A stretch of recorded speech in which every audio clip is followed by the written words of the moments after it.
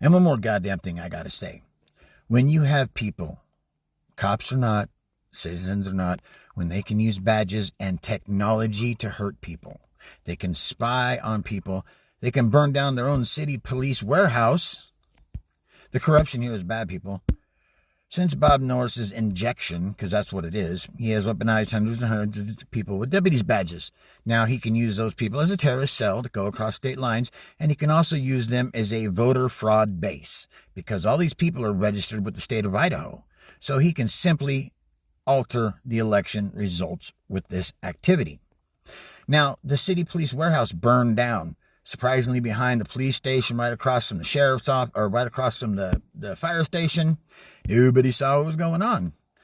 And inside the shit that burned down, it burned all night too, because it was not insured for the past 7 years, didn't have any fire suppression system, didn't have any early warning devices in it, and supposedly a cop left a lithium polymer battery on a bike charging and it caught fire, but there was no proof of that.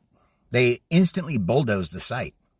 Now, they told people, oh, well, the cop had training the week prior, so we don't know what happened, just a bad battery. Well, or you can say that this cop knew how to hook it up wrong to get a fire. I'm not saying that's what happened. I'm just saying it's suspicious.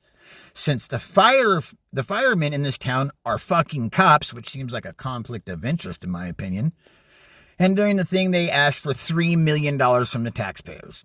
Now, you got to remember, the commissioner in this case is the ex-campaign manager of Bob Norris, the guy that helped him run on lies and deception. So they're going to get that. They got it already.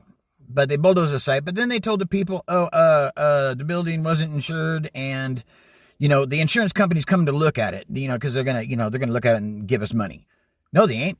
Do you know an insurance company that would pay $3 million for a building that hasn't been registered and insured for the last 7 years because it wasn't up to fire code? Well, do you think you would see a check from that company? Fuck no, man. They're not going to give you a fucking check. So they got the money from the people. And they burned. And what was inside that building was interesting. There was technology that allowed them, they say for training, allowed them to surveil innocent people's lives. Now, we're talking about iPhones and laptops. Now, that miraculously burned down too. But it didn't. I'm telling you for a fucking fact it didn't. This is how these scumbags hurt innocent people.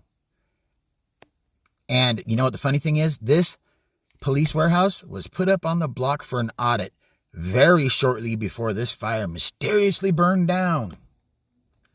So take that into consideration. But they don't do anything.